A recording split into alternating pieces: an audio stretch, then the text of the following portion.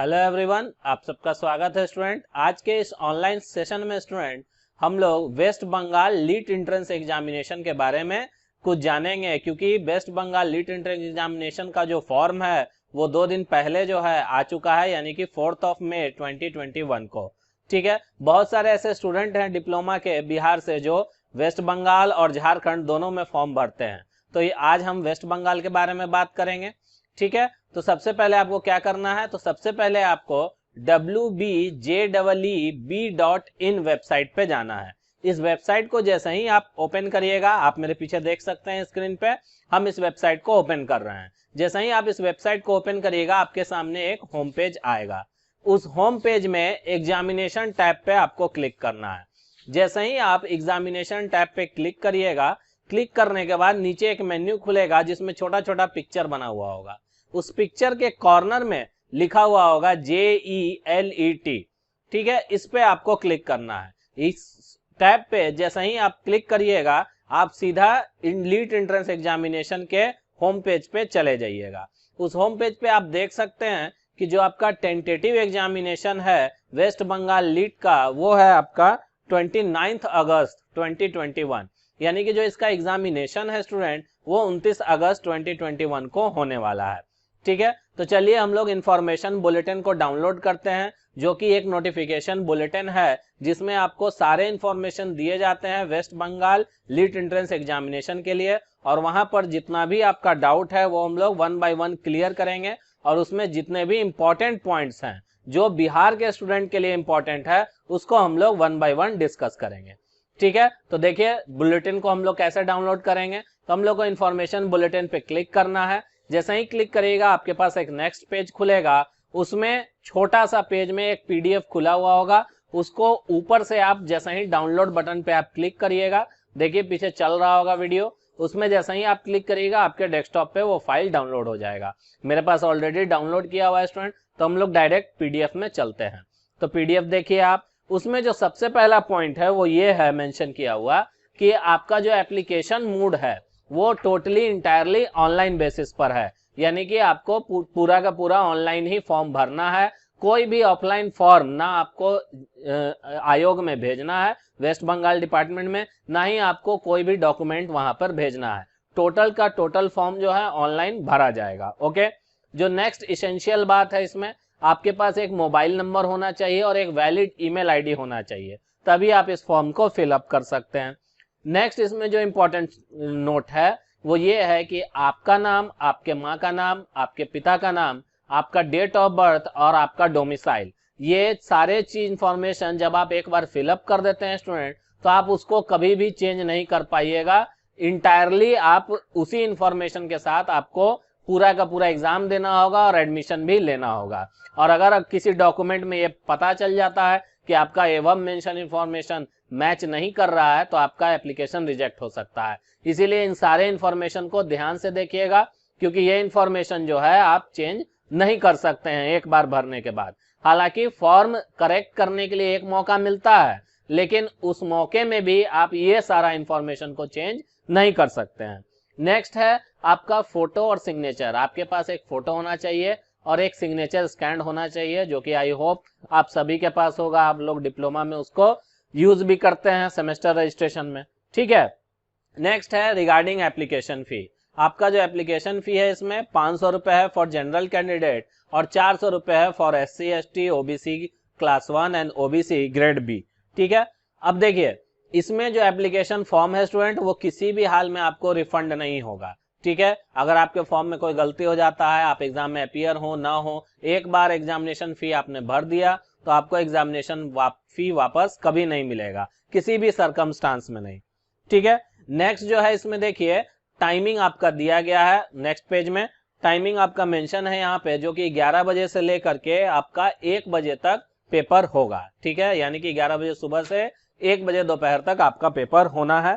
ठीक है, नेक्स्ट हम लोग चलते हैं पैटर्न की तरफ। ठीक है, पेपर पैटर्न हम लोग देखेंगे, क्योंकि जो जो इंपॉर्टेंट नोट है वही हम यहाँ पर डिस्कस कर रहे हैं। ठीक है, तो पेपर पैटर्न देखेंगे तो देखिए diploma in engineering and technology के लिए आपके पास 4 पेपर जो है फर्स्ट तो कंपलसरी होता है, ठीक है। 4 पेपर आपका कंपलसरी होगा, चाहे आप कोई भी ट्रेड से बिलोंग करते हो। Diploma in engineering and technology में जो फर्स्ट पेपर है वो इंजीनियरिंग मैथमेटिक्स जो कि आपका 20 नंबर का आएगा, इलेक्ट्रिकल है वो आपका 15 नंबर का है, कंप्यूटर साइंस है वो आपका एप्लीकेशन वो आपका 20 नंबर का है, इन्वायरमेंटल इंजीनियरिंग आपका 15 नंबर का है। उसके बाद देखिए नेक्स्ट पेज में आपका मेंशन है कि ये सारा जो नंबर हुआ ये क्या है, ये कंपलसरी सब्जेक्ट्स हैं, ठीक है, ऊपर वाला। जो नेक्स्ट नीचे दिया गया है 2 सब्जेक्ट वो आपका only for engineering and technology except printing technology and agriculture. जो लोग प्रिंटिंग या एग्रीकल्चर से डिप्लोमा किए उनको छोड़ करके बाकी सारों के लिए, यानी कि यहाँ पर आपको क्लियर हो रहा होगा कि आपका सब्जेक्ट इलेक्ट्रॉनिक्स हो, सिविल हो या कंप्यूटर साइंस हो, आपको मैकेनिक्स और स्ट्रेंथ यानी कि सॉम स्ट्रेंथ ऑफ मटेरियल आपको पढ़ना पड़ेगा, ठीक है। तो टोटल मार्क्स जब आप कैलकुलेट करिएगा स्टूडेंट तो आपका 100 नंबर का पेपर रहता है और हर एक क्वेश्चन जो है वो आपका 1 नंबर कैरी करता है। यहाँ पर भी आपके रॉन्ग आंसर में 1/4 नंबर जो है वो आपका डिडक्ट हो जाएगा। अगर आप एक गलत जवाब दीजिएगा तो 1/4 नंबर कट जाएगा, यानी कि 4 गलत जवाब के लिए आपका 1 सही जवाब जो है उसका नंबर कट जाएगा, ठीक है। नेक्स्ट देखिए, नेक्स्ट क्या मेंशन किया गया है, नेक्स्ट है आपका इसमें रैंक। अब देखिए मान लिया आप ये एग्जाम क्वालिफाई कर जाते हैं, क्वालिफाई करने के बाद स्टूडेंट क्या होता है कि आपको एक रैंक दिया जाता है, उसको हम लोग बोलते हैं जनरल मेरिट रैंक, ठीक है, for diploma in engineering and technology. तो इस रैंक के ही आधार पे आपको सीट अलॉट होगा और आपका एडमिशन होगा, ठीक है। अब देखिए counselling and allotment of seat जो है इंटायरली जीएमआर यानी कि जनरल मेरिट रैंक पर होता है, ना कि आपका होगा कैटेगरी रैंक पे। कैटेगरी रैंक जो है स्टूडेंट वो केवल आपको इंफॉर्मेशन के पर्पस के लिए बताया जाता है, केवल आपको इन्फॉर्म किया जाता है, लेकिन जो आपका जनरल मेरिट रैंक है उसी रैंक पर एडमिशन होगा, चाहे वो लड़का वेस्ट बंगाल का भी क्यों ना हो। जो सीट अलॉटमेंट होगा उसी पर होगा। उसके बाद देखा जाएगा कि वो बंगाल से है कि बंगाल से नहीं है, ठीक है, तब उसको प्रेफरेंस मिलेगा, ठीक है। लेकिन जो फर्स्ट सीट अलॉटमेंट का लिस्ट आएगा उसमें आपका जनरल मेरिट रैंक के आधार पे ही निकलता है, ठीक है। नेक्स्ट देखिए आपका एलिजिबिलिटी, जो कि बहुत बड़ा टॉपिक हो जाता है, बहुत लोग फोन करते हैं कि सर हम एलिजिबल हैं कि नहीं है। देखिए अदर स्टेट में वेस्ट बंगाल हो झारखंड हो उसमें आप अगर यहाँ आप बिहार स्टेट में अगर आपका कैटेगरी ओबीसी है, एससी एसटी है या कोई भी रिजर्वेशन अगर आप क्लेम कर रहे हैं, लेकिन अगर आप बिहार से अदर स्टेट में जाते हैं स्टूडेंट तो आप as a general candidate treat किए जाएंगे और आपको वहां केवल 15% सीट पे ही फाइट करने का मौका मिलेगा। बाकी सारा सीट जो है स्टेट कैंडिडेट के लिए रिजर्व होता है, ठीक है। तो बेशक से आप ये फॉर्म भर सकते हैं, लेकिन जो आपको कैटेगरी चुनना है स्टूडेंट वो केवल आप जनरल चुनेंगे, भले आप बिहार में ओबीसी में आते हो या एससी एसटी में आते हो या ईडब्ल्यूएस में आते हो। ये सारा बेनिफिट जो है वेस्ट बंगाल के डोमिसाइल होल्डर को मिलेगा, ठीक है। तो चूंकि बिहार के स्टूडेंट डोमिसाइल होल्डर नहीं है तो आप केवल क्या करेंगे, जनरल कैटेगरी को चूज करना है, ठीक है। यहां पर देखिए एक इंपॉर्टेंट बात क्या है कि एलिजिबिलिटी फॉर एडमिशन थोड़ा सा अलग रखा गया है, क्योंकि जादवपुर यूनिवर्सिटी में अगर आपको एडमिशन लेना है स्टूडेंट तो आपको डिप्लोमा में 60% मार्क्स चाहिए, लेकिन अगर आपको अदर किसी भी स्टेट के कॉलेज में एडमिशन लेना है तो आपका 45% से भी काम चल जाएगा। लेकिन अगर आपको जादवपुर यूनिवर्सिटी चाहिए, क्योंकि बहुत अच्छा माना जाता है जादवपुर यूनिवर्सिटी, ठीक है, तो वहां आपको 60% चाहिए जनरल कैंडिडेट के लिए। तो चूंकि आप जनरल के तरह ही ट्रीट होंगे तो आप पर सारा जो रूल एंड रेगुलेशन है वो जनरल का लगेगा, ठीक है। अब देखिए क्या है, West Bengal lead entrance examination में आपके पास एक प्लस पॉइंट ये होता है, ऐसे प्लस पॉइंट बोलिए या लॉस बोलिए 1 ईयर का, लेकिन ये प्लस पॉइंट में ही काउंट कर सकते हैं आप इसको। अगर मान लिया आप बहुत ज्यादा ही बीटेक करने के लिए ईगर है कि नहीं हम बीटेक करेंगे ही करेंगे चाहे कोई भी हमारे साथ सिचुएशन हो, तो देखिए इसमें क्या आएगी, अगर मान लिया आपका लीड का सीट जो है स्टूडेंट वो खाली रह जाता है, ठीक है, तो लीड का सीट खाली हो जाने के बाद खाली रह जाता है या रह जाता है, उसके बाद आपका फर्स्ट ईयर का सीट भी खाली है। अगर वेस्ट बंगाल में किसी स्टेट में कॉलेज में अगर फर्स्ट ईयर का सीट भी खाली है, लीड का सीट भी खाली है, तो पहले तो लीड का सीट भरा जाएगा। जैसा ही लीड का सीट फुल हो जाएगा, लेकिन अगर आप तब भी एलिजिबल हैं, ठीक है, यानी कि आपका रैंक है, सफिशिएंट रैंक है, आप कट ऑफ से ऊपर हैं, तो आपको फर्स्ट ईयर में खाली सीट में मौका मिलेगा एडमिशन लेने का, ठीक है। तो ये एक तरह से फायदा है, लेकिन इससे आपका 1 साल जो है वो वेस्ट हो जाएगा, ठीक है। जो कि लीट एंट्रेंस एग्जामिनेशन देने से आपको प्रॉफिट होता है, आपका 1 साल बच जाता है, लेकिन वहां पर आपका 1 साल वेस्ट हो जाएगा। आपको फिर से फर्स्ट ईयर से फोर्थ ईयर यानी कि आपको 4 साल लगेगा बीटेक करने में, ठीक है। तो ये यहाँ पर एक आप प्लस पॉइंट ले सकते हैं। नेक्स्ट देखिए, आपको एग्जामिनेशन सेंटर का 3 जोन दिया जाएगा सेलेक्ट करने के लिए। 3 में से 3 जोन आप सेलेक्ट कर सकते हैं, तीनों में से किसी एक जोन में आपका एग्जामिनेशन सेंटर पड़ेगा। ओके, नेक्स्ट देखिए क्या है, आपका सिग्नेचर और फोटो अपलोड करने का गाइड दिया हुआ है। तो आपका जो कलर फोटोग्राफ है उसका साइज 10 से 200 के भी होना चाहिए स्टूडेंट, और जो सिग्नेचर है उसका साइज 4 से 30 के भी होना चाहिए, ठीक है।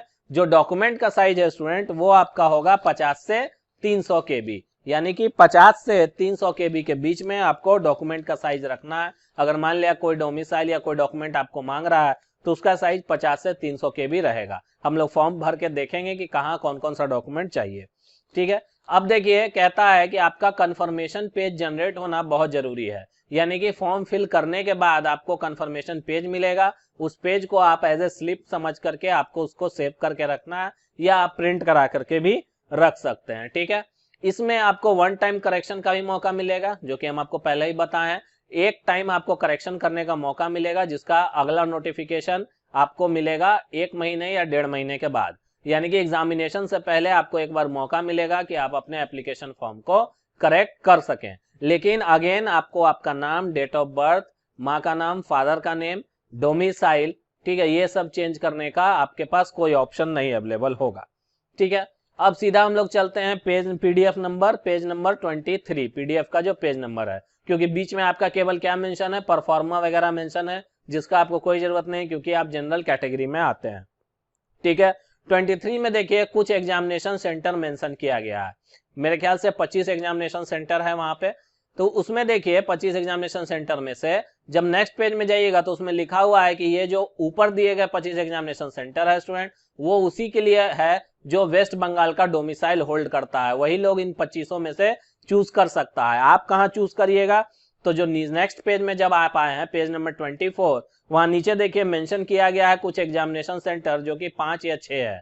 तो इन सेंटर्स में से आपको चुनना है, ठीक है। उसमें ऊपर मेंशन किया गया है कि जो लोग का डोमिसाइल वेस्ट बंगाल और त्रिपुरा को छोड़ करके है वो लोग इसमें से चूज करेंगे, ठीक है। तो आपको इन 5 या 6 में से ही सेंटर को चूज करना है, ठीक है। नेक्स्ट हम लोग चलते हैं सिलेबस के तरफ। तो पेज नंबर 25 देखिए, पीडीएफ का आपका पूरा सिलेबस इलेबोरेटेड फॉर्म में है, ठीक है। कॉमन टू ऑल ब्रांच है, क्वेश्चन नंबर 1 to 70 आपका उसका सिलेबस मेंशन है, और question number 71 to 100 page number 28 में मेंशन है, except agriculture and printing technology. इसमें आपका इंजीनियरिंग मैकेनिक्स और सॉम में 3-3 ग्रुप बना हुआ है, ठीक है, यानी कि सिलेबस को 3 ग्रुप्स में डिवाइड किया गया है, मैकेनिक्स और इंजीनियरिंग आपका स्ट्रेंथ ऑफ मटेरियल, ठीक है, इंजीनियरिंग मैकेनिक्स और सॉम को, ठीक है स्टूडेंट।